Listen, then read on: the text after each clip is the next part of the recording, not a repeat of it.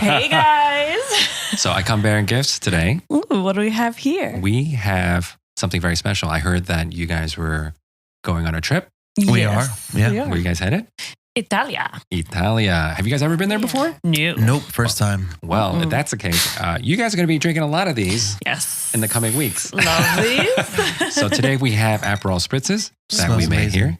Yeah, made them from scratch. Oh, it was so much work. It's not hard cracking open those bottles and pouring them into the cup.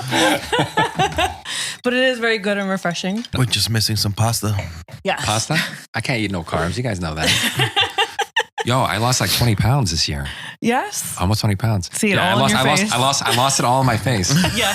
The rest of my body's so fat as hell, but We learned real quick after the last episode what we all need to work on. yeah, I lost some weight on my face. Can you tell? No. She lives with you. You need so to you look at my the same. face more. If you lose weight on your face, you age.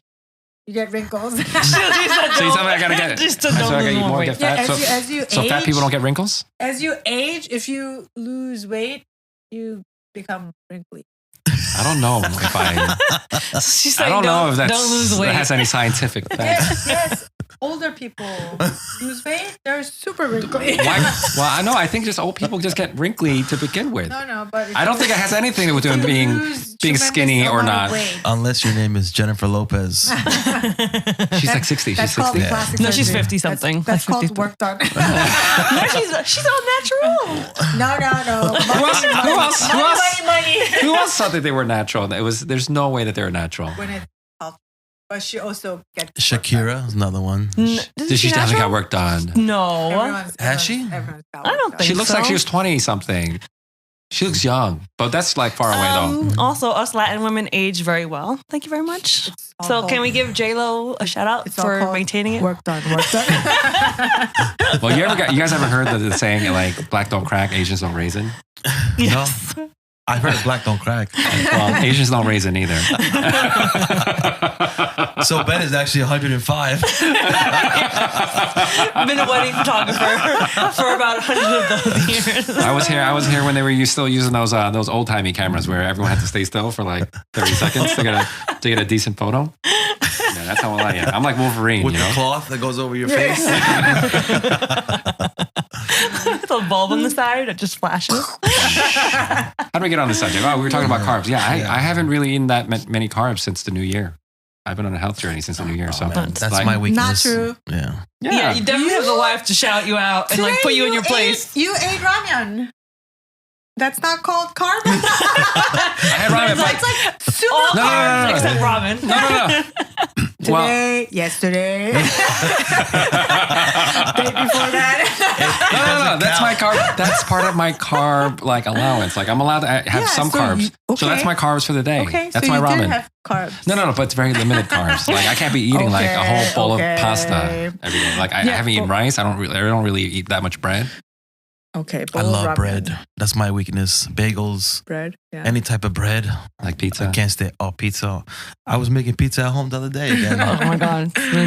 We're getting our pool bodies ready for the summer with all the pizza we're eating. So we can float easier. But you guys, After Italy. Exactly. So but didn't you guys just install or purchase like a pizza oven? Yeah. yeah, that's what we're doing at Uni. Yeah. Yeah, that's gonna help. Exactly. That's literally what I'm saying. We're getting our beach bodies ready. It's just a nice little. Makes you guys a little bit round more buoyant. I Yes, guess. exactly. Yep. We can't drown if we're big. If we're swollen.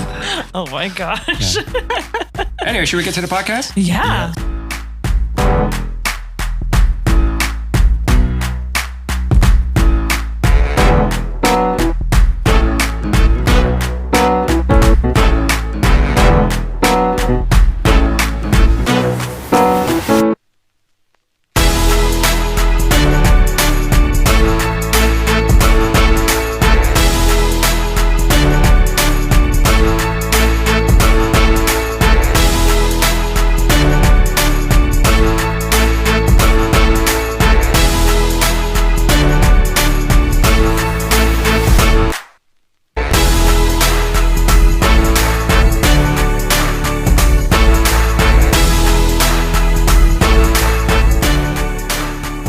guys, do it. welcome to Focused AF. I'm Jen. I'm Ro. I'm Ben. Karis. I'm next. All right, go ahead. Let's try that again. Let's go this way. I like that intro. That's cute. Okay, fine. Whatever. We'll keep it. All right, let's get into it. Next All bit. right. All right. So today, What are we doing today? Today we're interviewing Ben and Karis. We wanted everyone to know a little bit more about the two couples that make up this podcast. And the lovely Mr. and Mrs. Lau are going first. Okay, I'm ready. Are you ready? I guess. Yeah, I feel like I'm being interrogated. What time is it? Maybe not. Is this like an You have interrogation? 10 minutes. We have 10 minutes to get all that we can Just to about give you their guys, histories. a little bit of context, right? We normally have our live-in babysitters, basically, AKA Karis's parents. They help us with the babysitting situation, but they are out of town for the next month, so we've got to pull double duty right now. So Karis has got to take the kids out to do some activities. Yeah. But that's real life. That's just being a working mom and working parents. having to do what you got to do. So we'll get what we can out of Karis before she has to Dip out. Yeah, so she's going to have to bounce in a little bit. So let's get to these questions. Yes. I'm ready. So, first up, who were Ben and Karis before they were Ben and Karis? So give us a little bit about what you guys did before you met each other. Karis, you go first. Is she just talking about herself or talking about me herself. too? Oh, okay. Before photography? Before you met Ben. Ben. She was happy. Yeah. Happy, wealthy, She had more money. living the life.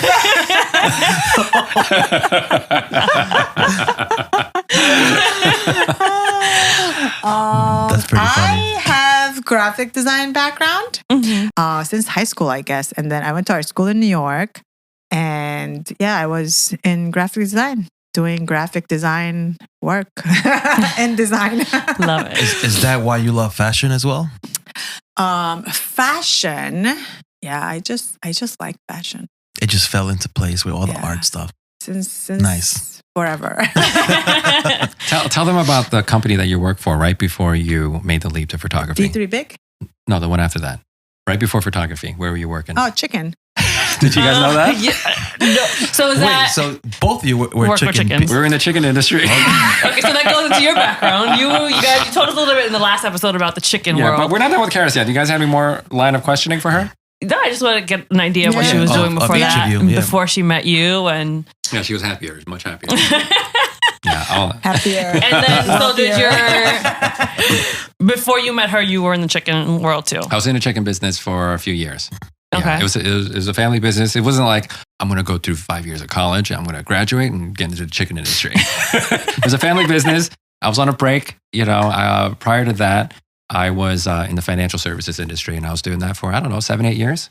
I got into middle management, did really well until I wasn't.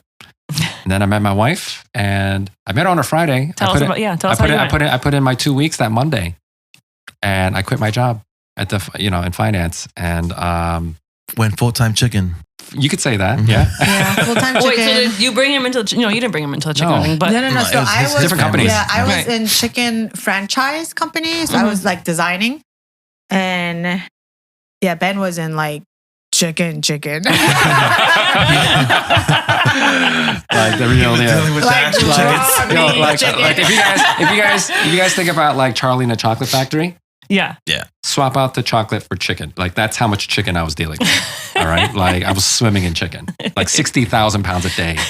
Chicken. So definitely not Breaking Bad type chicken stores. Yeah, we could have, but I don't think we did.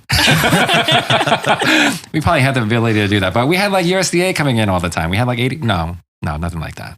So your worlds didn't collide in the chicken world. No, we did not. How did your worlds No. collide? You want me to tell the story? Yes. All right. So we were both in Philadelphia for a work function. We were both single, and she was at the hotel bar. I have a feeling she was putting herself out as bait, So, We'll keep up those vibes. attractive girl by herself at the bar.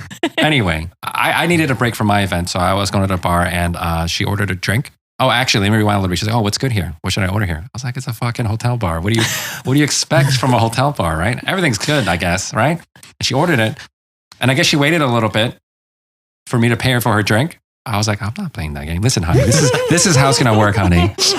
No, I'm kidding. No, I didn't say that. But anyway, I was like, listen. Poor. I tell you, poor.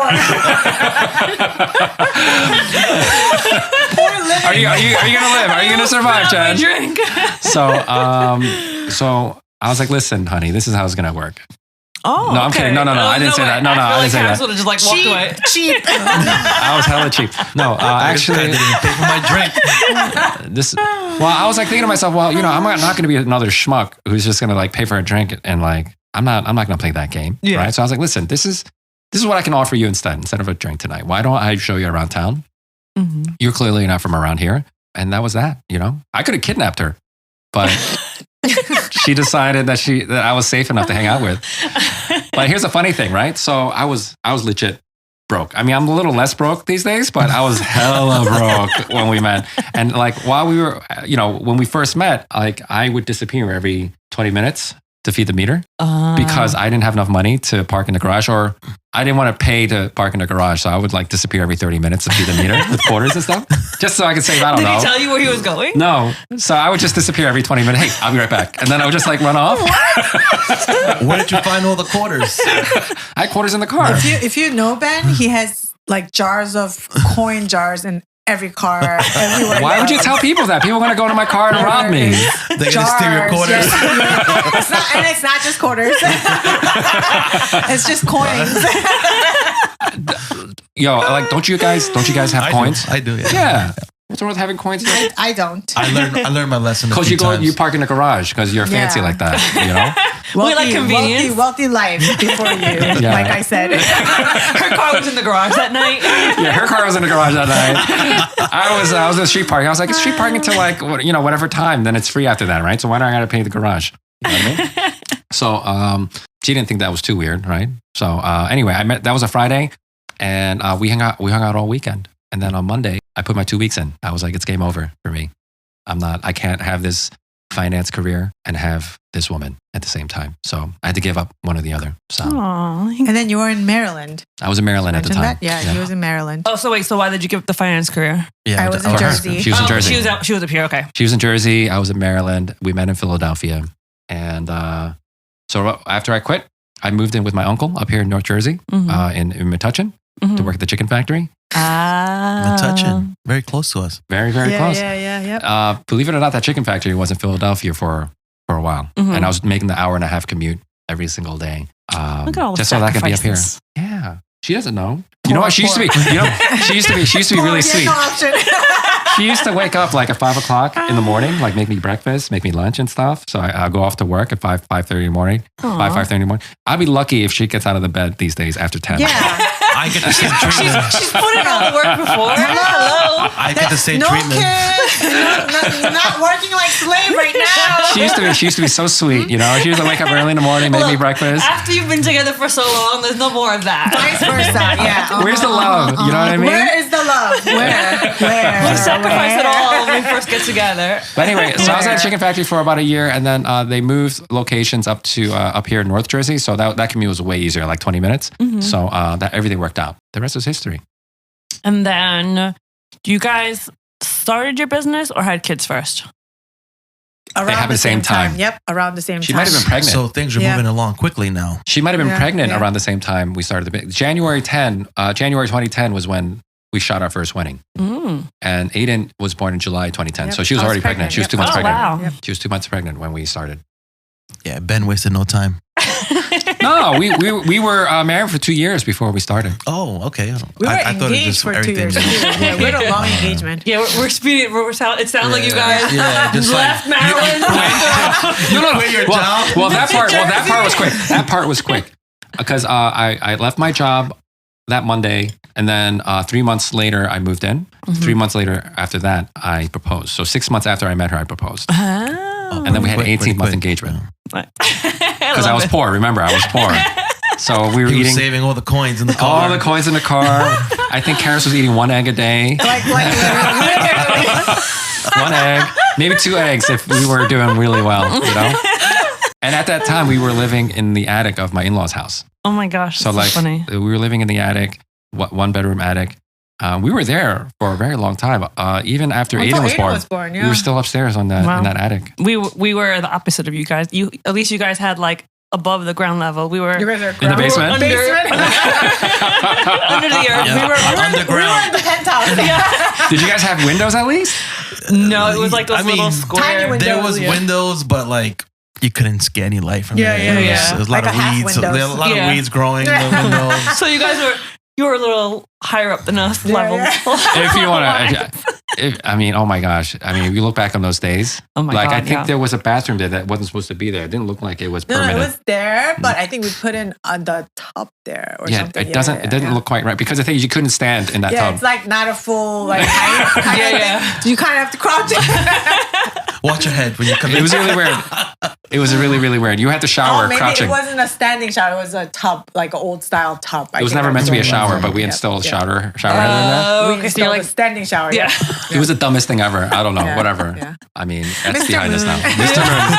It's like, why would you put a shower there? You can't even stand. You have to crouch the whole time. So you basically have to squat in the bathtub to shower yourself. That's, Appreciate it, okay? yeah, whatever. Where's the Gave me those appreciation? thunder thighs, So nice this was butt. at your in-laws. Yeah, Yeah, Karis's my parents. parents. Okay. in Bergen County. Yeah, so after I proposed, I moved in. Actually, no, that's a lie. I moved in before that. So you guys got married and we're still living there. Yeah. Yeah. Yeah. We've always lived with her in-law, with Yeah. my in-laws. Mm-hmm. Yeah. And then we moved out here to Plainfield, and they came with us. Nice. Yeah. Was that after you started after you had the first son? Yeah, both our kids were born. Oh, okay. The little one was 2 when we came here. Mm-hmm. Mm-hmm. So things are happening. A little bit of money's coming in. You buy a house. Mm-hmm. Tell us about that. In what way? What do you guys want to know? What led you to Plainfield? We couldn't afford Bergen County. That's the truth. We couldn't afford any. We had some money, but we weren't like rolling in the door or anything like that. Mm-hmm. I mean, we were busy. 2014, we were busy. Okay, right? so you were like 4 years into the business. Yeah. But let's go back real quick. How did you guys start? Who came up with the idea of like, oh, we're going to shoot weddings? No, we didn't come up with that. It just happened by itself. Yeah. So Ben was that person at everyone's weddings and parties that brings His a own camera? Yeah, big Uncle Bob. own I was Uncle Bob, but I was yes. Uncle Ben. Yes. Yep. And I make rice. Yes, he was that person. Uncle Ben. Yep. And then, the friend that takes all the food photos and yep, that was Ben. I was a really bad Uncle Bob, and I want to Yep. take this moment to apologize to all the professional photographers. I remember this because I'm pretty sure I pissed off this guy. He was taking pictures of the first dance, and I was like, all right, I'll just stay out of his way. So I crouched in front of him, right? But the thing was, I was bouncing my flash, right? Right in his face. Right into his face. But I didn't realize it. And oh my God, I'm so sorry. Whoever you are out there, if you're listening, I don't even think he knows my name, so it's okay. You're fine. If I he was ever anonymous. listens, he could come get the files from you as well and deliver them. Yeah, that was like over 10 years ago. And Yeah. you guys were shooting together right away? So No. Ben went full time first. For about like a couple months. Yeah. Yeah. That was you, it. you guys dove head Yeah. first. Yeah, right because away. she didn't know if this was going to work out or not. She's like, yo, I'm the one with the art degree. Like, why are you going into photography? And so nobody, Not really, but nobody thought that this thing was going to. yeah, pan out. everyone was worried. Our 'Cause- parents were worried. Oh, yeah. Yeah. Oh, yeah. Winter was coming. We had a baby They're on the like, way. Yeah, we had a baby, second baby on the way, or Like, what are first they baby. doing? On the way. Yeah. Oh, yeah. What the hell are you Yeah, guys they're doing? like, nope. Yeah. Wait until the winter's over. Yeah. the scarce season. Then you can do whatever you want. Well, no. Well, actually, I shot my first wedding in 2010, January 2010. I did it as a favor for a friend of mine from college. She was getting married. Her photographer took the final balance and skipped town. So a week before her wedding, she had no wedding photographer. And she's like, yo, Ben, I'm so sorry. I apologize that you weren't invited to my wedding originally, but I guess you are now. You seem to know your way around a camera. Would you mind bringing your camera, help a sister out? And I was like, that's fine. Just cover my gas, feed me. I think we're good. I feel like That was our 2010 was the year of photographers stealing people's money. It was happening. Yes, because that's how we got into it. Mhm. Same year as well. Yeah. Someone bailed on Friend from high school, high school friend of Jen's. Oh. So, like, what's going on with 2010? Everyone's just skipping how town we all with people's started. money. It was happening. So that leads to one of the questions that we had: how much you were paid for your first wedding? Yes. $600. $600. So she paid you $600. Actually, That's pretty good. she paid. travel. Or was that That's including everything. Okay. $600 full day coverage, 2 photographers, all the files. I mean, giving her prints too. Everything. So I don't Ben know. likes to give things away. I don't know if I made money on that, but whatever. And you know what? Oh, it was a fucking nightmare. There's a picture of me online somewhere where I'm popping a squat because I'm about to shit my pants. You know, like it was. I wasn't a professional photographer. I knew my way around a camera, but like it was on my terms. You know, when you're shooting on vacation and stuff, you can take your time, you can make mistakes, whatever. This is somebody's wedding, and the thing was, let me give you a little backstory. Karis and I, our wedding photos were not that great. Right. And I think you guys have a similar story too. Seen that. Right. Yeah. Ours are bad too.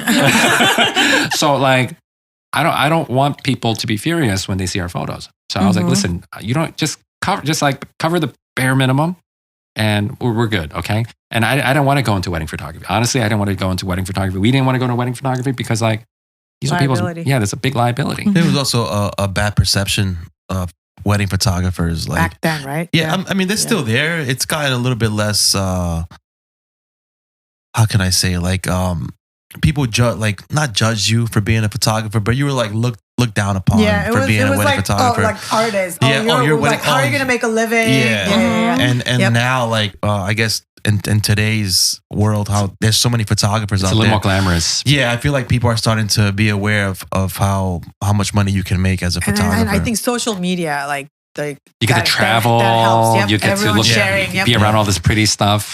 You know, Yep. we can talk about that. I don't know. We can talk about that today, or you can talk about it another time. Another time. I was just going off topic a little bit to throw it out there. I'm gonna have to go. All right. All right. I'll fill in. I'll fill in the blanks. Bye, Mom. I will fill in the blanks. Don't worry.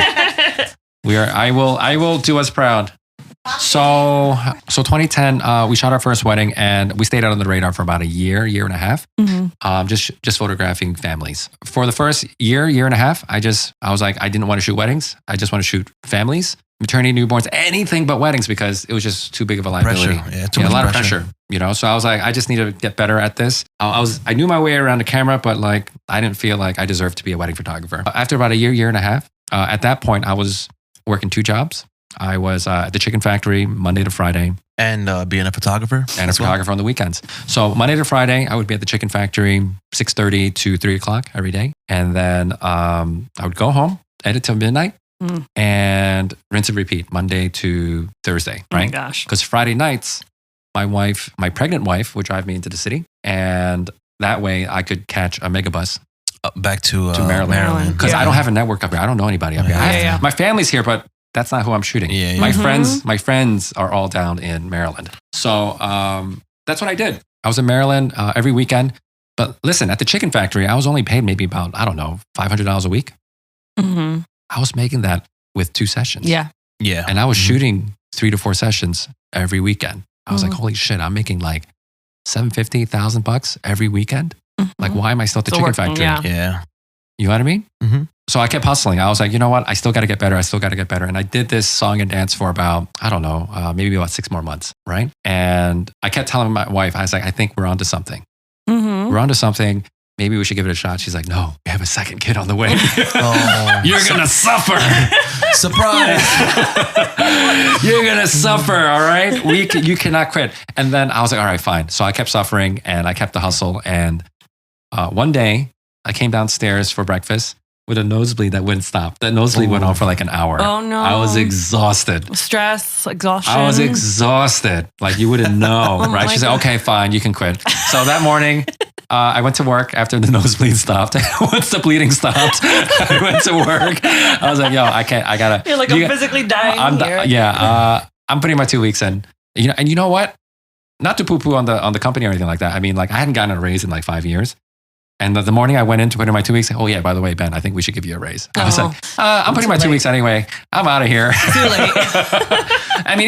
Even if they had to give me a raise, it wouldn't have replaced the income that I was able to earn on the weekends. Right? They couldn't match that, I'm sure. There's no way they would have matched that. Yeah. No way. The freedom is just... And the flexibility. Because I was making that Because how long are these family sessions? An hour, 2 hours? If that. You know? I mean, yeah. Hour, 2 hours. I was making more shooting for 4 hours than I was working 40 hours a week.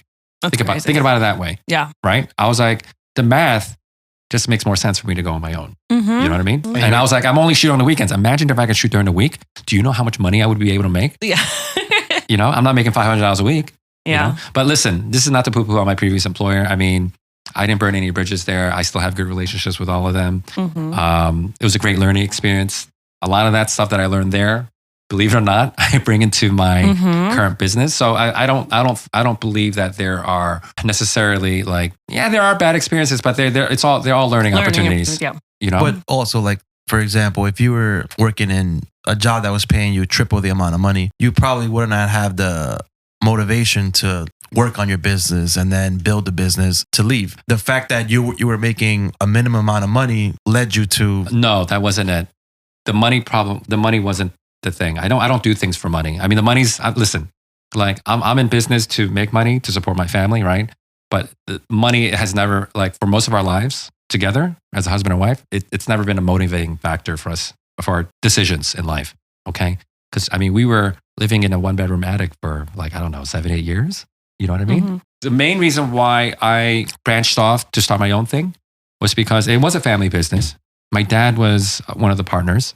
He's like, listen, son, you know, one of these days, you two can be the king of chicken of all of northern New Jersey. I was like, you know what, Dad? I'm going to figure something else out, you know? Because there's a number of things that I know about me, right? That I know that I have my very strong opinions on how to do things. And unless I'm calling the shots, I'm not going to be a very good employee or even a very good manager. I need to be able to call the shots. Your personality. Right. Just the way that my brain works, right? So if I feel like there's a better way to do something and you're stopping me from doing that, right? I'm not going to be very happy. Yeah, you can't do that in working for someone or in a corporate environment. I'm a terrible employee. I'm an okay manager, but like I am a terrible employee, right? In that way. Even if I were to take over for my dad, I would still have to work with partners, right? You know, I don't mind compromising, but like, listen, if I feel very strongly there's a better way to do something and I'm not able to do that, I'm not in my comfort zone. You know, and I don't want to operate with this chip on my shoulder or anything like that. You know what I mean? It's a good way to approach life. I feel like a lot of people get stuck and don't take that leap because they're afraid of what, you know, of just having that stable job, or they're afraid of what their family might say about them if they leave. Same way, like you said earlier, your in-laws were like, well, you know, maybe you should wait till the winter, you know? Like I always envy people that can do that. And I also envy people that can just get up and move to a different state or another part of the world. They're just like, you know what? I don't want to live here anymore. I'm just going to go here. So it's a good quality to have. I feel like a lot of people lack that quality to know what their strengths are. Yeah. I know that at least on my end, like I know that my strength is I'm just a scrappy motherfucker, you know, like I'm just a survivor. No, I'm a survivor. You put me in the middle of somewhere, I will survive. Karis is also, she shares that quality with me as well. You put us anywhere, we will survive. We'll figure it out. We'll make things happen. Yeah. You know, in fact, before photography and the last couple of months while we were, or even the last year or two, you know, at the end of our corporate careers, so to speak, we had tried our hands at different things, you know, starting our own businesses. I don't know if you guys know this. Karis wanted to be a florist. Nope. She was going to inherit a flower shop in Columbus Circle in New York City.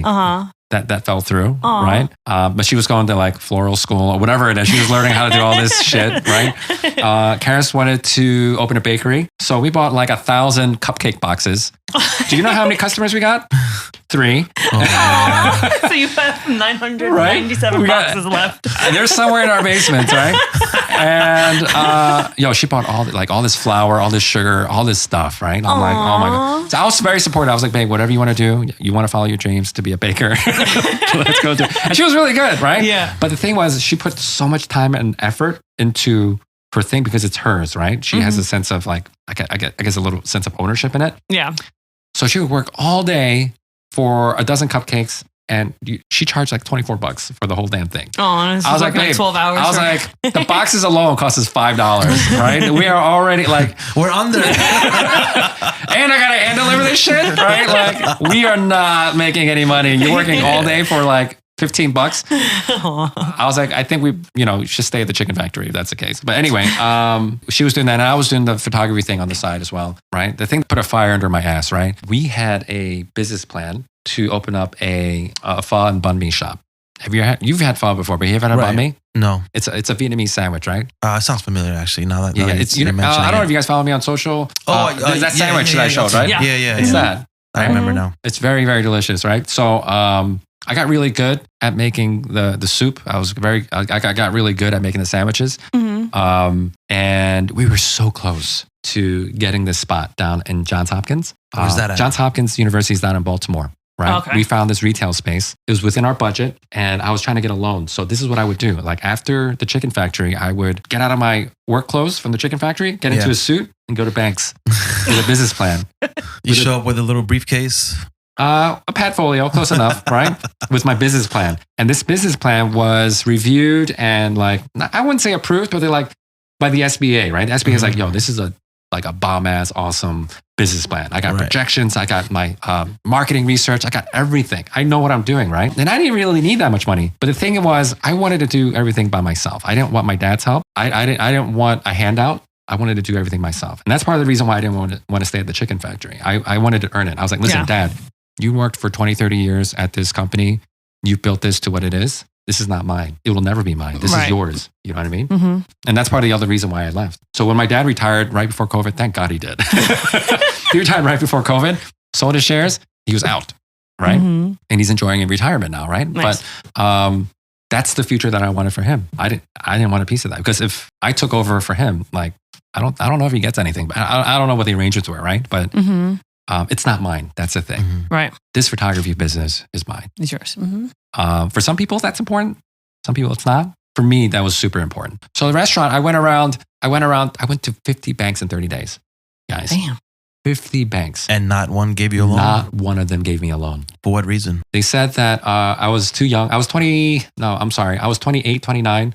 My credit was not that, it was okay. I did some really stupid shit when I was in my early 20s, but I think a lot of us did. Like, right? No, but it was still on the record. You're still on the record, right? Karis' record wasn't that much better either. She bought, like, her ex-boyfriend bought a dog for like $2,000, didn't pay it. And she didn't even get to keep the dog, right? I was like, that's messed up, right? So I was like, yo, your ex-boyfriend like screwed you over, man. He's a casualty of war. Right? So like, I couldn't get a loan. My credit wasn't good enough. And they wanted collateral. I was going to say that, you know, if you would have had like some property, they probably would have. Actually, no. We had property. My family has property, and my parents were like, "Yeah, we'll sign it over as collateral. But we believe in you. Yeah. You didn't want to involve them. Well, I was like, I just need a loan, Mom and Dad, right? So I didn't want to borrow the money, but I was like, listen, this business is going to work, all right? So they just needed collateral. So we had buildings that exceeded the value of the loan. I didn't need that much money. I needed like maybe $100,000 just to get started. Mm-hmm. Okay. They wouldn't loan me $100,000. So I was like, bank, what do I need in order to borrow $100,000? You need $100,000 in cash. We can collateralize that. And I was like, motherfucker, you know, if I had if I have $100,000 of cash, I don't need your help. $100,000. What is the point? So I was like, screw you guys, right? Mm-hmm. So ever since then, you know, like if there's an opportunity for me to not have to go to a bank or use a bank, it's not happening. But that was a sign, no? That was a sign like, this is not for you. This business is not, well, I couldn't consider it divine intervention. Divine intervention that I did, that you shouldn't have gone into the restaurant business. Yeah. I think we would have done fine, but it wasn't meant for you though. It wasn't meant for me. It's never too late. You know, you're still young. You could probably do this in the future. I'm happy where I am. Thank you. I think he was. You can make sandwiches. Better on a different Listen, I make drinks for you guys, so I mean, I think that's pretty good, right? Really good drinks too. Yeah. Just in case if we have any listeners. You guys have been drinking my drinks for like 7 years, guys. Yeah, we didn't ask for any help or anything like that. I guess the only help that we got was that I had a rent control apartment. Paying $50 a month. Oh no! Well, no. We still paid like decent rent. We paid like $1,000 a month for rent. You know, it's not little money. It was a nice chunk of money. But at the very least, the business that we had started at that point, we were net positive. We weren't in the hole. So in that way, I guess it was kind of a blessing that we didn't get into the restaurant business because every month you have overhead, you have labor, you have materials, you have all that stuff, right? It's a lot. With photography, there's no overhead. So I guess that's one of the blessings. Just subscriptions. You know, I didn't start getting subscriptions until I met you guys. Yeah. refuse to pay anything monthly. Like it's not a thing. It's a scam. That's why, you know. I was like, I'll pay the perpetual license. It's more expensive, sir. Yeah, I don't care. Like, at the very least, 10 years from now, I know I still won't be paying you. You know what I mean? I think I was on Lightroom 4 till like, I don't know, 2 years ago. When they basically stopped supporting it. No choice. It was obsolete. My editors hated that. Like, Ben, can we just get the subscription? It's only like $15 a month. I was like, no. As a matter of principle, I do not want to give them any more money. You know? But in any case, yeah, I didn't have aside from my gear. I mean, once you have all the lenses that you need, how much more do you need? Yeah. You know what I mean? It's definitely a very inexpensive business to get into. It's inexpensive. I mean, there was at least $20,000 a gear. Well, yo. it's one of the like jobs or careers that you can get into where it's a lot easier to get into as opposed to like an electrician that needs a van and tools or a plumber. So I suppose. But yeah, these are just tools of the trade, though. Yeah. You know, these are your tools that you need for work. Mm-hmm. So I was shooting families every weekend, right? And then I made the leap into photography. And when I quit my day job, I had 3 weddings on the books. Oh, wow. It was pretty risky, but I had a lot of family sessions lined up. So I was like, you know what? We're going to survive. I was shooting families not in DC, right? I continued to do that. I'll tell you what the turning point was in our career. I was coming up around the same time as some of my other friends in this wedding photography business or this professional photography business. And she had a family session out in Long Island that she didn't want to shoot. She's like, yo, if I shoot this session, I'm going to go negative because it's so far. And I don't even think they want to pay that much. And I was like, I'll do it. How much are they paying? Like $250. I was like, I'll take it. Right. So to go from New Jersey to Long Island, $250 right there. to shoot this 1-year-old birthday party in the middle of Long Island. It was at a pizza parlor. Yes, I shot it for $250. And for that $250, they got prints. They got black and white and color prints. I delivered it to their homes. They got everything. But you know what? There were 40 guests. I remember this. There were 40 guests at this birthday party. And what I ended up doing was I shot all of those families. Nice. That summer. So out of $250, I made $3,000 that summer. Yeah. Worth the investment and the time. You know, there's a lot of people that will refuse to do it. They won't even leave their house while they're trying to build their business. And it's one of the things where I find it mind-boggling that a lot of people will refuse to do like these small jobs because they feel that they're inferior or. Yeah, I get exactly what you're saying. Actually, I had this conversation right before we started recording today with another friend of ours. And one of the things that we talked about, and we agree about this, and I think you guys probably agree with me on this too. You know, a lot of times, a lot of people, they get in the way of their own success. You know, their egos get in the way of their own success. You know, they believe that they're worth a certain dollar amount and they won't take any amount less than that. Mm-hmm. You know, the thing is, listen, you can tell the whole world that you're a $5,000 photographer, but it means nothing if you're not booking anything. Yeah. You know what I mean? Mm-hmm. Mm-hmm. Like I would much rather, like if the market believes that I'm worth $4,000, right? Mm-hmm. And I'm booking, let's say 30, 40 weddings a year at $4,000 and I bump it up to $5,000, I'm getting nothing. I like that doesn't mean anything to me. You know what I mean? I'm okay swallowing my pride a little bit because the thing is I got mouths to feed. I got to put food on the table. I got to do what's right for my family. You know what I mean? I can't have my ego be in the way of that. Mm-hmm. What, like why would I want to like, just for my ego, like just tell everyone that I'm a $10,000 wedding photographer. There's so many. I don't know. Is this appropriate to talk about this on this episode? There's a lot to dive into. Yeah, But we'll hold that for another one. We'll hold that for another episode, right? But in any case, I was like, you know what? I'm cool with that. $250, I'll shoot it because like otherwise, what else was I doing that weekend? You know? If other than nothing. If I weren't shooting that, I would be making $0 that weekend. Yep. Right? At the very least, with this $250, I could cover my gas, my tolls, my parking, whatever it is. I wouldn't come out empty-handed. Mm-hmm. And not only that, I got the opportunity to meet with other folks, network with other folks. I'm trying to start a business here. You know what I mean? Yeah, you do whatever you can when you first start out. Like I don't think there are enough people in this day and age that do that. They're okay with doing that. The opportunity to get in front of other people is priceless. Mm-hmm. Yeah, 100%. So that was a turning point in my career. Like I shot like a bajillion families that summer, made so many connections. And that's when I started doing weddings. Actually, my wedding, how I started shooting weddings, this is a funny story, right? So don't judge me, okay? So there are a lot of Latin people in my life. There's a lot of quinceañeras in my life. You don't say. if you need a photographer for your quince, BenLauPhotography.com or BenLau.com. BenitoLauPerez.com. So I had this young girl. She just celebrated her 15th birthday. I was like, that kind of looks like a wedding dress. Let's make it black and white. No. And that's what you sold your wedding work on? I was like, look, it's a big fluffy dress. It's a black and white young lady. You know, this is a bride. This is a bride. She'll be a bride one day. She's wearing a tiara. It's pretty close, right? That's better than we tried to sell a wedding once with a maternity album. So you were We much would- better than I was us. much closer, right? Yeah. Oh yeah. Actually, funny thing, it was my brother-in-law's maternity album. When he was pregnant, when his wife was pregnant with the second baby, we made an album, and that's what we took around to try and book weddings Yeah, with. we're like, listen, so hire us for your wedding. I don't have any wedding portfolio to show you, but but here's the quality of the work. oh, you want to?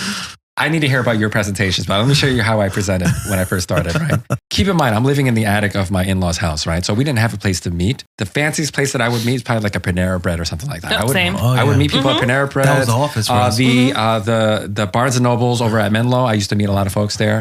Me and like two other photographers. We would like just be right next to each other. That would be right? the best. We go just Panera and you see other meetings happening, and you're looking at their work on their laptop, like, Yeah, they're all right, what are right? they doing? Starbucks, not a spot. I remember I would go into the city every other weekend. After I got off my job at the chicken factory, I would go into the city and I would lose money on some of these nights because I would get stood up. Mm-hmm. I would take the 1 hour drive into the city, get stood up, drive back empty handed, right? So that sucked. But thankfully, I mean, like I had enough hustle and enough inquiries to kind of sustain me, right? But like that was a rough time. But in any case, I would go out to these meetings with a sample album. That wasn't even all that good. I think I have it around here somewhere. It's terrible.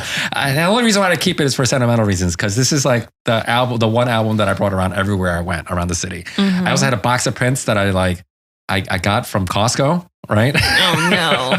And I was like, hey, this is my portfolio. But oh my God, it was so bad. But listen, that's how I built my business. Yeah. Just like going out there, showing off this okay work. All the humble beginnings, and the Right. drive, and the when there's no choice to fail, that's what the things that you do. Failure was Yeah. not an option for me. I had I had a second kid second kid was on the way. I had no option whatsoever. So anyway, I'm doing this for a couple months, and I went from 3 weddings when I quit to 43 weddings by that December. I booked 40 weddings in 6 months. nice. That's And awesome. I was like, holy shit. Like my training back when I was doing financial sales and stuff, it's working in this industry too, right? I was like, wow, I can't believe it's working. So that's when my wife was like, you know what? Maybe I don't want to work for this chicken company either. So I quit too. She's like, "Ben Lau, you're making money now." My husband's in Photos his, hiring. my husband is working in his gym shorts and a wife beater every single day. It sounds like a pretty good gig to me. So that's when she came on. That's when she came on board. About 6 months after I quit, she quit her job too. And we had a second kid on the way, and she quit her job too. So there's that. But you know what? With 40, What were the in-laws thinking throughout this whole process? well, though? I booked 40 weddings. So what's 40 retainers? Yeah. Yeah. That's 40 grand. Mm-hmm. That's more money than I made an entire year. Yeah. Okay. And there's more money to come. That's just my retainer. You know what I mean? That's that nice moment of like proving you wrong. I was like, I Yeah. think we're gonna be. We I think all we're gonna have be a okay moment. this winter. I think we're gonna be okay. Yeah. There's more money that I ever made. Yeah. We can park in the parking lot this time. We can park in the parking garage. Not the meter. We don't have to pay the meter anymore. we done made it. For this year, we've made it. And then after you guys did the 40, when did you guys start thinking, all right, time to do an associate brand?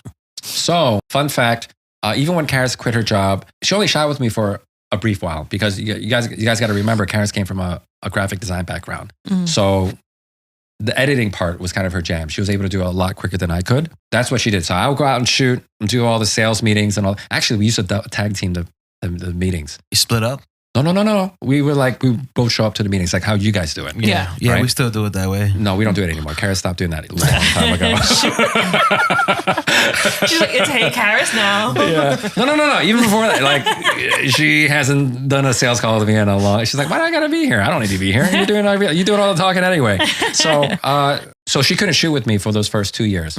I needed a second shooter. Mhm. Okay. So I had all these people help me out while she was out being pregnant, busy being pregnant. So the first crew was my brother and MJ, who's still with us to this day. When my wife came back to work, I wasn't going to kick them out into the curb. That's the wrong move. You know, you don't do that to people. They helped you out for 2 years. Yeah. Right. And they hustled with me 30, 40 weddings a year. I was like, you know what?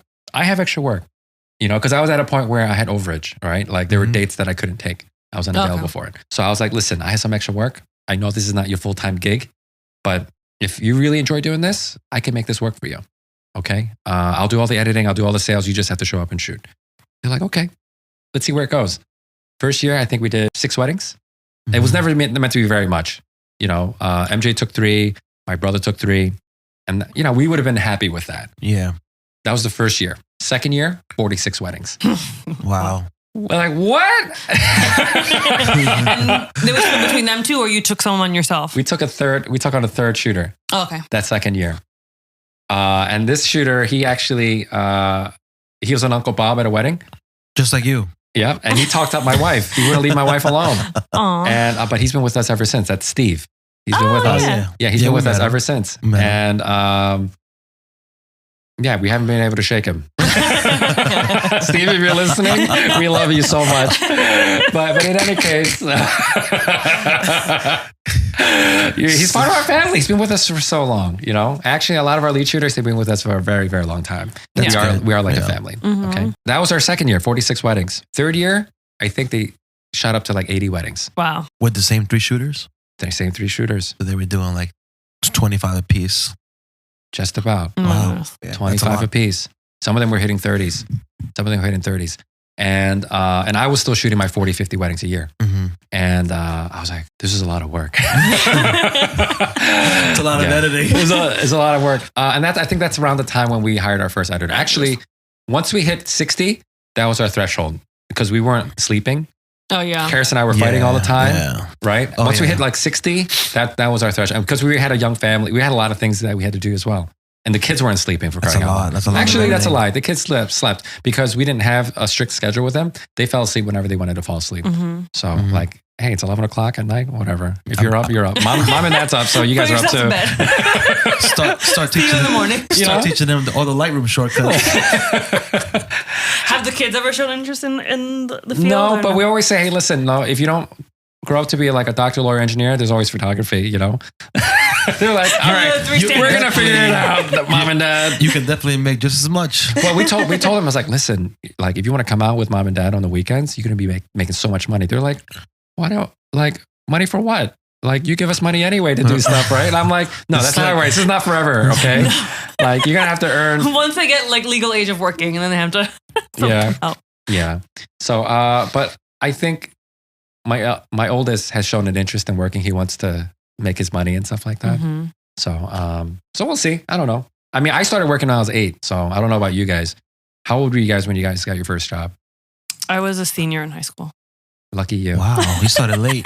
I started probably like 13, 14. 13? Yeah. What was your first job? I was a paper boy, and then I was a busboy at a restaurant. Busboy, okay. Yeah. That was my first legal job. Busboy. I was a teacher's assistant. Well, my school had a program where you can go to school 1 week and then work 1 week for your senior year of high school. So they would assign you to, I forgot what the name of the program was. It's like an internship. They would assign you a job, whether it be at a school, a court system. Did you get paid? Yeah. Oh, okay. Yeah. So 1 week I would work in the school with kindergarten, and then 1 week I would go to actual school. Did you guys ever hear about my first job? What my first job was? No, you never told us. Just imagine, this is New York City, 1988. Take us back to the good years. Chinatown, New York City. When you were 8? I was 8. Oh wait, I think you did tell us about this. Yeah. Keep going. All right. My parents, they would go out grocery shopping. My grandfather, he had a toy store in the middle of Chinatown. And he just wanted to keep me out of trouble. So he would give me a box of water gun. So what's going on back there, producer? The producer making the noise. Just making sure it claps. Go to Ellie, come. You just gonna hang out there? All right, we're just gonna hang out there, okay? You have to stay. Okay, so moving along. So back in 1988, my grandfather had a toy store in the middle of Chinatown, and my parents would just leave me with my grandparents while they went out to do their grocery shopping. So in an effort to keep me and my brother out of trouble, my grandfather would give us a box of counterfeit toy guns. These, you remember super soakers back in the 80s? Yeah. Yeah, these are not the super soakers. Regular soakers. Well, I mean, they look like super soakers, right? So I was like, listen, Ben, I'm gonna pay you $1 for every gun that you sell. Right? So you got this little 8-year-old selling counterfeit super soakers in the middle of a Chinatown street. And, I think that they meant it as a joke. They didn't mean for me to sell anything. It was just to keep me out of trouble. I sold the whole box. I made $20 that day. Nice. And so I've been in sales ever since. Selling fake goods. No, it was like $5 for each unit. $5 a unit. Yo, I sold $100 worth of super soakers, yo. 8 years old, okay? Counterfeit super soakers. I've been in sales ever since. So there's that. So my first legal job, I was a busboy. I was a busboy at a retirement home. And the thing was, the rule there was that you're not allowed to accept any tips. Oh, get out of here. Because these are elderly and they might mistakenly give you, I don't know, $1,000 tip. Oh, wow. And you're not supposed to take that. You know what I mean? Yeah. So I would get these old ladies. Damn it, producer. You're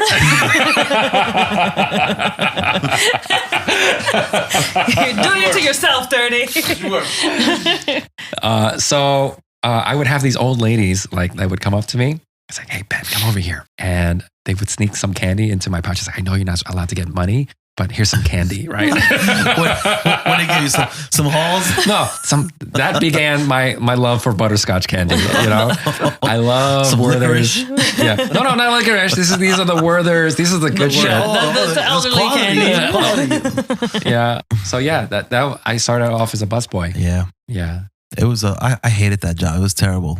I got fired from that job as well. But yeah. Why'd you get fired? It was a lot of stuff. First of all, I was 14. I shouldn't have been working there anyway. But there was a waitress that just hated my guts for no reason.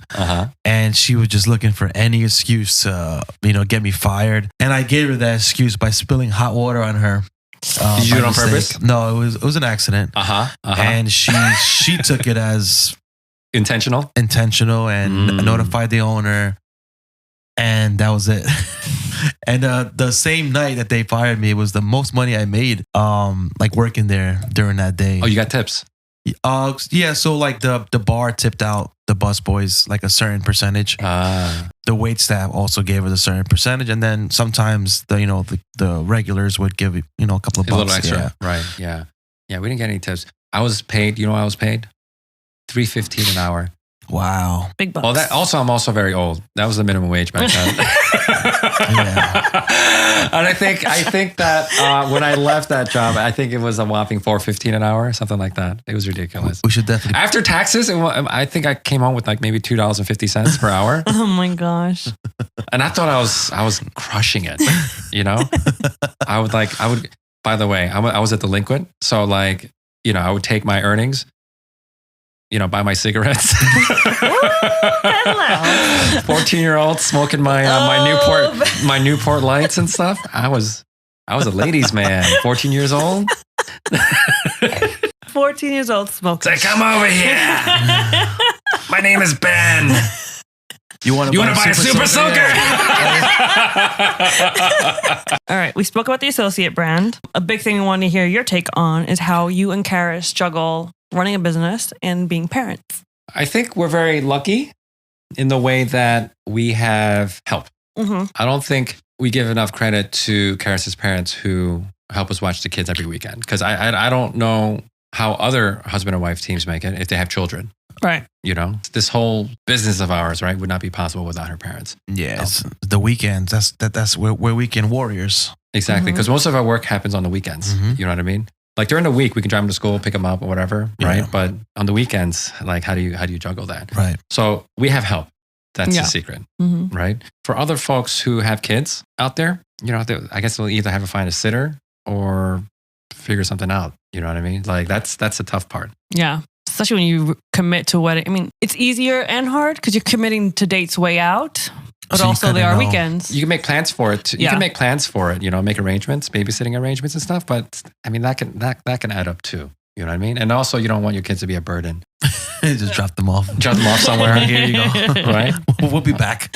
Not to say that they aren't a burden to my in-laws, you know, but they are a big part of why we're able to have what we have today. And that's awesome. But yeah, I mean, as far as juggling is concerned, we have pretty strict schedules, I guess, you know, just to make sure that we do all the stuff that we're supposed to do, you know, that we have to do. For instance, I think a couple of years ago, pre-COVID, our kids were on track, and we knew the track meets were on Fridays every summer.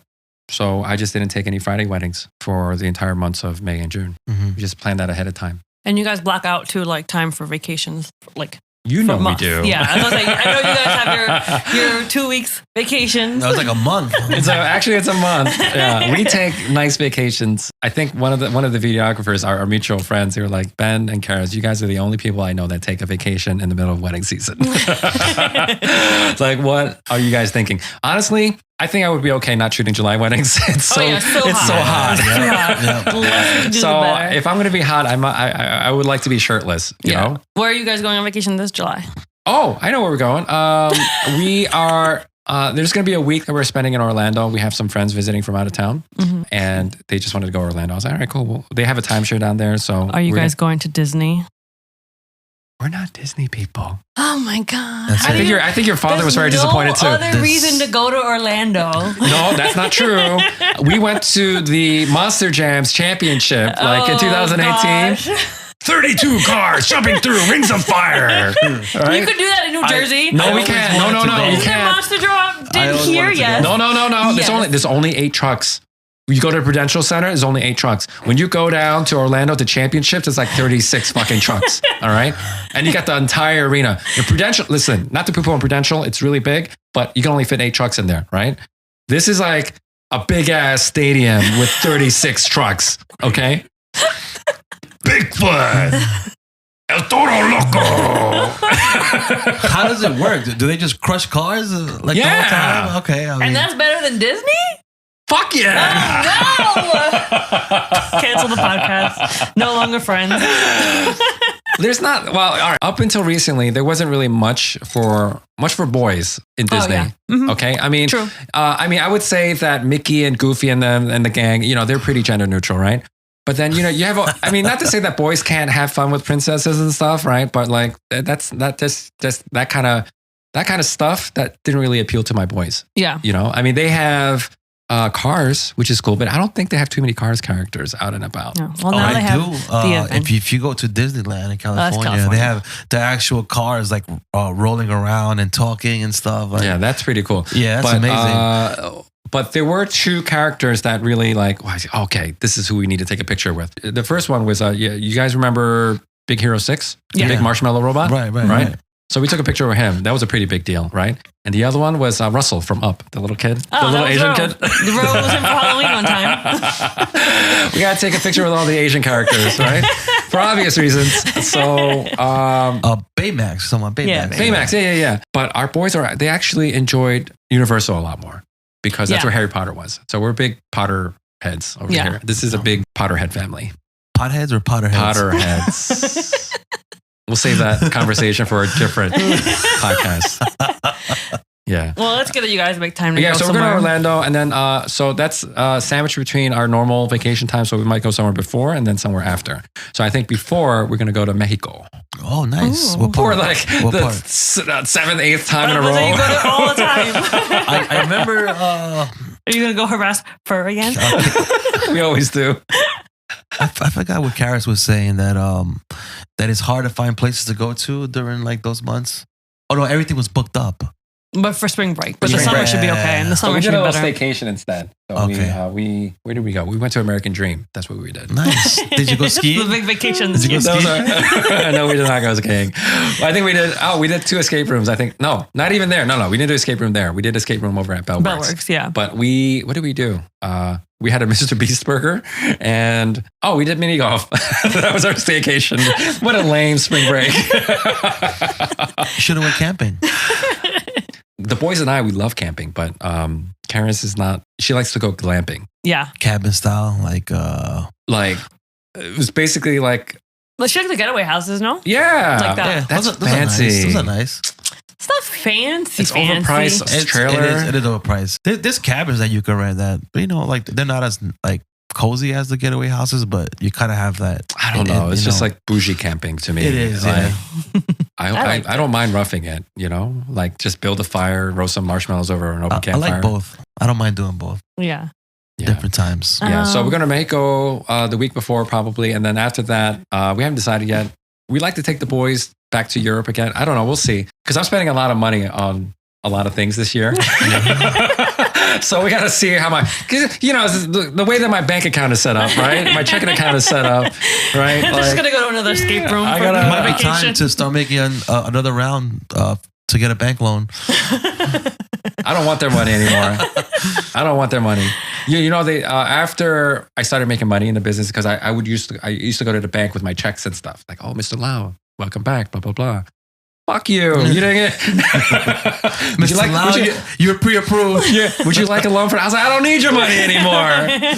The worst thing about business loans is that there's a saying that you first have to prove to the bank that you don't need the money, right? Like if I had good credit and I had $100,000 in cash, why would I need to borrow money? Exactly. Right. You know what I mean? So yeah, they're always asking me if I want a business loan. I was like, no, leave me alone. Screw you guys, all of you. Now that you don't need a business loan, our last question is, what are you most proud of in your business? And what are your next goals? What I am most proud of is my wife. That she finally launched her own brand in the middle of the pandemic, and she's just fucking crushing it. That was my proudest moment. In the 13 years that we've been doing this, that was my proudest moment. I don't know if it's her proudest moment, but it's certainly my proudest moment. I'm like, get it. This is yours. You earned this. This has always been yours. Now you can claim it. Yeah. You know what I mean? Mm-hmm. Because for 12 years, she had been working. I wouldn't like to say that I cast a huge shadow, but the thing is, the name, the branding. The branding was always under my name. But for anyone who's ever worked with us, they always knew that she was a big part of that brand. Right. You know what I mean? They knew because she answered all the emails, she did all the editing, she did all the album design, she did all that stuff. She was a big integral part in our business. It's just that her name was never on the branding because we were starting a family around the same time we were starting a business. We didn't want people to be like, well, we hired Ben and Karis. Why is Karis not here? I want a refund. We didn't want to put ourselves in that situation. So that's why it was always been Ben Lau. If you get Karis, it's a bonus. You know what I mean? So when she launched her own brand in the middle of the pandemic, that was my proudest moment because like not only did she do it, she like just fucking crushed it. Yeah, in the middle of the pandemic, which was crazy. What was the reasoning on her starting her own brand? Well, it was long overdue, number one. Long overdue. We were just waiting for the right time, the right opportunity to do it. When you're running a business, you're just putting your head down and working. You don't really think about these things. You're just working and working and working, right? And you get too busy and the time just flies by. As you guys know, and I think a lot of our listeners probably also know that, during the pandemic, you had like reschedules left and right. And in 2020, we had 100 weddings on the books. We had 100 weddings that needed to be rescheduled. Wow. And most of those clients were playing nice and they would consult with us before they rescheduled for new dates. But I don't know about you guys, but you have some who didn't. Some didn't. They were like, hey, Ben. Some knuckleheads. Yeah, I rebooked my venue for this date. Are you available? I was like, you didn't even consult with me. I'm not available for that date. They're like, all right, can I get a refund? I was like, no, my wife can shoot your wedding. We're just going to pretend I died, okay? And that contingency kicks in. Ben who? Right? They're like, well, we're not sure if Karis can do the job. And that infuriated me. It hurt. Karis will never admit it, right? But I would imagine if I were her, my feelings would be hurt a little bit because, if I were a photographer for 10 years at that point, a professional photographer who did good work, produced amazing work, and there's a client here who's doubting my abilities, my capabilities, right? That's got to hurt a little bit, right? So I was like, fuck it, we are going to make this right. We're going to right this wrong. It took us 12 years to do it, but it was long overdue. It's something that we needed to have done. So she launched her brand, I want to say June 2020, 2021? Yeah, it was early on, for something like that. She booked 3 weddings in the first 2 weeks. Nice. That year, she booked 20 weddings. That's awesome. They were elopements, backyard weddings, or whatever it was, right? 20 weddings. Right. That's great. And she's booking her ideal clients. You know what? I don't know if you guys know this. Karis charges more than I do. Her rate is higher than mine. Karis is like, I'm leaving. I'm charging my worth. She definitely has built in the parking into the package. It's I've been doing this for 13 years, right? She's been doing it for as long as I have, right? But 2 years in, I guess 3 years in at this point, right? Yeah, wow, it's crazy. Right? Her rate is higher than mine. Karis. And She doesn't even shoot 10 hours. She's like, I'm shooting 8-hour weddings. I'm not doing these 10-hour things. I'll do it if they want it, but I'm going to start at 8 hours now, right? So I was like, okay, whatever. Nice. Yeah. So she's doing it on her own terms. Yes. Which is awesome. That's important. So that was my proudest moment. And the future for us, I don't know how many more miles we have left on these tires. We're very grateful for the many years of work that we've been able to get. But we know that this is not going to last forever. Yeah. Right. Our bodies can't take it. God willing, I'll be doing this for as long as my body can do it and as long as I'm still relevant. Mm-hmm. Who's to say that, hey, listen, I'm going to stop in 5 years or 10 years. If my clients out there believe that I'm still relevant and they still enjoy my work, I'll take it. If they have confidence that I can produce the kind of work that they love, who am I to say like, no? Yeah. Right. If I can do it, I'll do it. But with that being said, I definitely can't shoot the pace that I've been shooting for the last 12 years. Yeah. I was shooting at a pace about 40, 50 weddings a year. And that's not sustainable long term. At least because I already feel it. You know what I mean? Mm-hmm. These bones are getting old. Yeah, listen, I gotta make noises when I bend over. Like you bend down, you get up, and you hit cracks. I feel a little dizzy, But God willing, I'll do this for as long as I can. However, I'm not naive, so I have to make plans for what my next steps are going to be. So at the moment, and I think a lot of these listeners know already, I do have an educational brand that I started during COVID, and for better or worse, it's been working out. I have a captive audience. I'm not negative. I'm not going negative. I am spending a lot of money, but I'm not going negative, right? And I'm getting people's results. Because the thing is, one of the biggest, I wouldn't say regrets, right? But one of the biggest disappointments that I've had in my career was that I wasn't able to get any help, even though I wanted to get some help. Yeah. I don't know what it was like for you guys, but it was similar. We went head first, and we didn't seek out help, or we didn't network for years. Mm-hmm.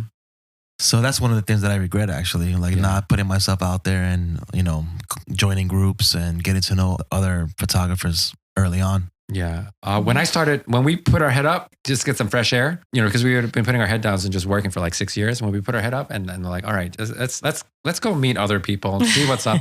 Somehow you guys came into our lives that year around that same time. But yeah, early on, we did try to connect with veteran photographers. Yeah. To maybe shadow them, learn from them, or maybe have them give us advice or something like that. None of them went along with that plan. They wouldn't give me the time of day. They just that's that old school mentality of like not sharing secrets and like the competition aspect. Yeah, that you're basically grooming your competition. And with all with what I feel like what I call our generation, we all help each other because we have the mentality of like if we all do it the same way, we can all charge more money. We can all, Would you say we're better together? That's right. Yeah, we are. And like even today, like there's people that I know that have been doing this for decades, and I'll ask them sometimes, like, hey, how come you're not an educator? And they'll just simply say, why would I show my secrets to my competitors? And I'm just like, you're not. Like, you can give me a recipe, doesn't mean I'm gonna cook the same. Right. But that's their mentality. But you know what? All that information, that stuff is, you can Google that stuff. And I tell all my students this stuff. I like, listen, the value that you get from me is not in the information that I'm going to teach you. You can Google that shit. Mm-hmm. All right. It might take you a little while to Google all of it. I'm just condensing it, everything for you. Right. But the value in what I bring to the table is really just coming down from my experience and maybe diagnose your problem and maybe give you a more custom game plan that suits you a little bit better. You know what I mean? Because I think sometimes when you Google stuff on the internet, it doesn't really work out well for you because maybe that kind of marketing plan it's not fit. Yeah. It's not a good fit for your style. Some people are more hands-on. So anyway, so this is my long way of saying, I guess my golden parachute to all of this is maybe elevate the community a little bit, provide the help to newcomers into the market, the help that I wasn't afforded when I was first starting out. If I'm able to accomplish this in 13 years doing it the hard way, can you imagine what people can accomplish if they get all the shortcuts? Yeah, for sure. A lot quicker. Yeah, it helps it helps entire industry. Yeah, and I think we've all reached a point where you're like, what's next? Because your business is successful, you're making money, and then you're like, what do we do now? And there's a point of like, let's help, let's give back, this is my share way the wealth of the knowledge that we have. You hit on a very important point as far as like why I'm doing this. This is my way of giving back. Because just to bring it full circle, I remember where I came from. Yeah. You know, working at a chicken factory for $500 a week. You know, that's what I'm charging for my hour, like my overtime now. Yeah. Actually, no, I think Karis charges a little bit more than that, right? But in any case, like I remember where I came from, all the struggles that I had to go through to get to where I am today. This career has provided for my family so much. This is me giving back to that community. Let's change your life. Exactly. Otherwise, I'd still be working at a chicken factory doing street parking. Awesome. That's a good full circle ending right there, right? Doesn't this conversation make you want to focus AF? Yes. I'm focused AF right now. We are focused AF. Focus AF. Okay.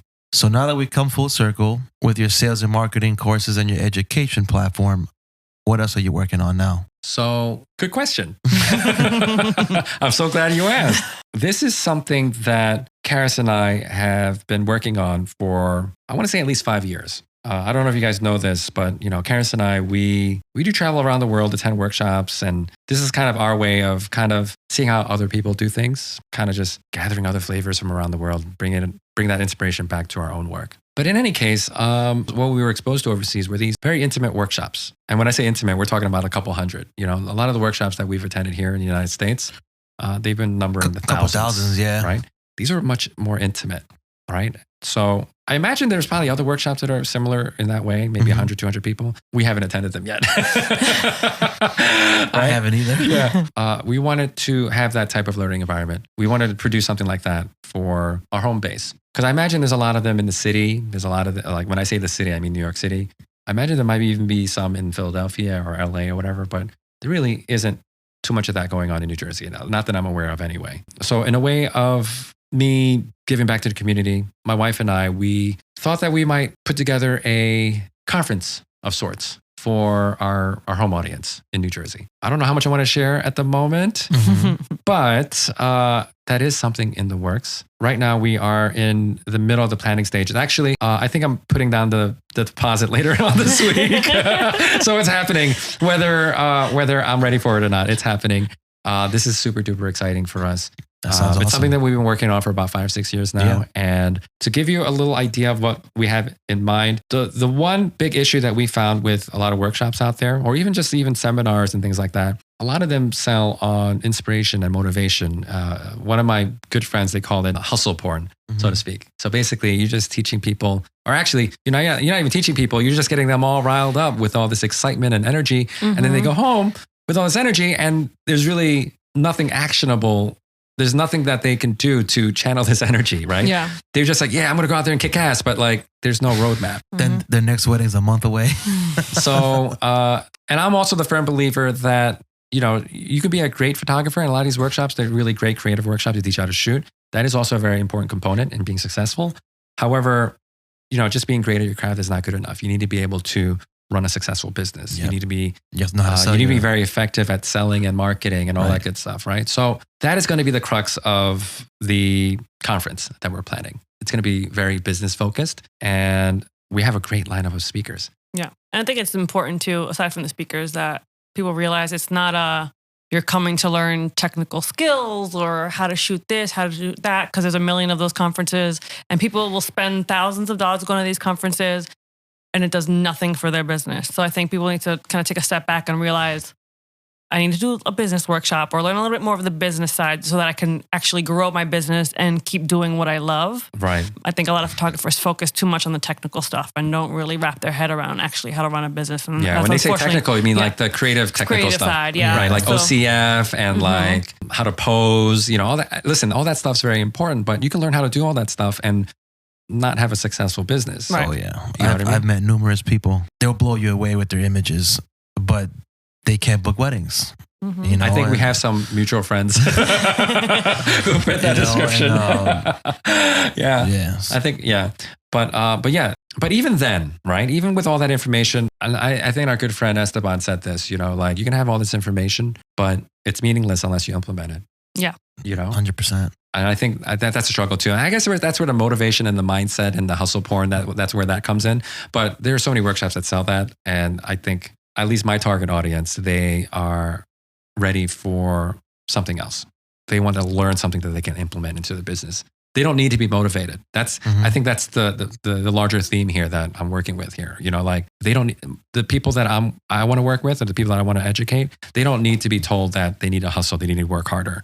They already got that stuff. They can work hard. They know that they can work hard. They just need a roadmap. They just need someone who's been where they are and they're standing where they want to be, and they just want to get the instruction manual to get there. Yeah. So speaking of hustle and grind and all the crazy things that you have to do to start your business, let's lean into our hot topic of the day, which we saw on Facebook today, which was a post in a local photo booth group where someone posted that they do not agree in paying to make money. And by that means they didn't want to pay into a bridal show, $500, $600, whatever it is, to only book 3 events. It's ungrateful. That's a pretty good ROI if you ask me. So I wanted to get you guys' thoughts on that.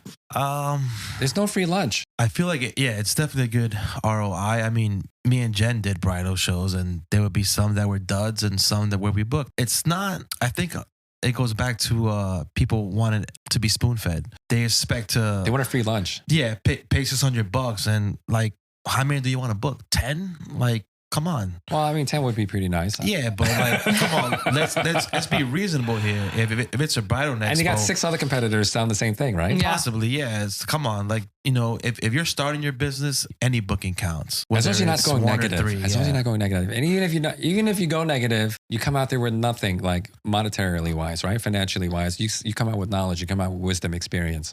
That in itself is worth something. And you'll break even with just 1 booking. And even what we had talked about earlier, bigger picture, is that you might book 3, but one of those 3 might bring you 20 events from their network. So at that point, you're making $30,000, $40,000. Yeah. And your 600 is nothing compared to that. I mean, our first bridal show, I think we paid that same amount, like $600. It was in the College of Staten Island. We met one bride. She booked us. We did her wedding. And now we've done her friends of friends, her family. She's gotten family so of much family. work. We're still doing one of their close networks weddings in June. And it's been 7 years. Mm-hmm. So I would say she's brought us a good amount of money in the past 7 years. Mm-hmm. So I wouldn't say those bridal shows are not worth it, or paying to play is not worth it, when at the end of the day, you can expand your network and make even more money. Yeah. I mean, you did lose $18 crossing the Verrazano.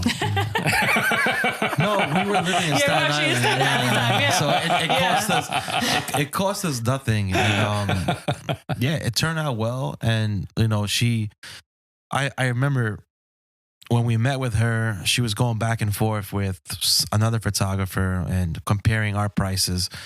She took a chance on us because we weren't that new, but we were still, you know, building our business. And man, like what she did for us, like what she's done for us through referrals has just been a huge game changer for us. You know, she took a chance on us and it paid over so many times. It's like a well that just doesn't dry up. Yeah. I think a lot of people just focus on the little money and then they lose out on the opportunity for big money. Now, I'm not saying that you guys should go out there and work for exposure. That's not what I'm saying. Right. You know, but listen, if you're going to be sitting at home with a thumb up your ass, not making any money on a Saturday, you know, a Saturday coming up, you know, you might as well make a couple $100. Yeah. You know what I mean? Mm-hmm. And you're not losing anything by doing that. You know what I mean? And I think that's what I mean when I say, you know, some people's egos get in the way of their own success. I guess they aren't focused AF. They're not focused. They focus on the wrong things. That's what it is. And the nerve to say, I'm not going to spend X amount and only book 3 weddings. You made your money back. Yeah, some nerve. Yeah, I think I made this point earlier. You know, even if you break even, that's fine. Even if you lose money, it's still knowledge and experience is still worth something. Yeah. And that's one more person that could possibly shout your name to their network. Yeah, but ideally, you don't want to go negative. Okay, you want to break even at least. Yeah. Right? But I don't think I've ever left empty-handed from a trade show. I've always booked at least one thing. Yeah, you know? And it's a good learning experience, like you said. I always say I want to try everything at least one time, and if it doesn't earn me anything, that's fine. At least I tried it. I tried everything at least twice. The first one might have been a fluke. You never know. You just want to make sure. You just want to make sure that it wasn't my fuck up. You know what I mean? Like for instance, the couple that I just met with earlier this evening, she was couple number 3 from a trade show that we did recently. Nice. Paid $400. You wouldn't pay $400 to make $10,000 bucks. Mm-hmm. Right. This is before IPS, all right? I would do that. I would make that trade every single day, twice on Tuesday. Yeah. I'll take that deal. It's an easy deal. You know, it's like, I shouldn't pay money to make leads. Listen, if you're paying for a subscription to the Knot, the Wedding Wire, right? You're paying for Google ads or Facebook ads. You're paying for leads. Yeah. All right. What's the difference with paying money to go to a trade show? At least for me, I know that's like sure money. You know what I mean? For me, at least, because I know I'm not leaving empty-handed. So I guess what we've learned from this episode is that Ben Lau is very focused AF. Most of the times, I'm focused AF. I definitely agree that he's focused AF. Yeah, with a lot of hustle and drive, and this is where he's at, and we can't wait to see what you come up with next. Big risk taker. One kid on the way. I'm leaving my job. He took a bet, and look, it worked out. Yeah, I was gonna lose that bet. I don't play to lose. Yeah, I don't play to lose. You know, Karis would have killed you. So if you guys enjoy this show, I would welcome you guys. I would invite you guys over to check out maybe some of our bloopers. Yes. Some of our behind the scenes we stuff. have a couple. You guys, you can find all that stuff over at focus.af On Instagram. And you can find our podcast on... As far as I'm concerned, I think we're on Spotify. There we go. Which is what you're listening to right now. So yeah, there you go. You can find us on Spotify and Spotify. Perfect. See you next time. Thank you guys all so much for listening. We'll see you guys on the next one. Adios. Focused AF is a fun, business-focused podcast for wedding creatives. Co-hosted by award-winning husband and wife wedding photography teams, Ben and Karis. And Jen and Ro, where we help fellow wedding creatives with their sales and marketing. With laid-back conversations and real talk with some of our most favorite people in the universe. And with that being said, are you focused AF? I am focused AF today. We are Focused AF. I think I might be Focused AF. Welcome to the Focused AF podcast.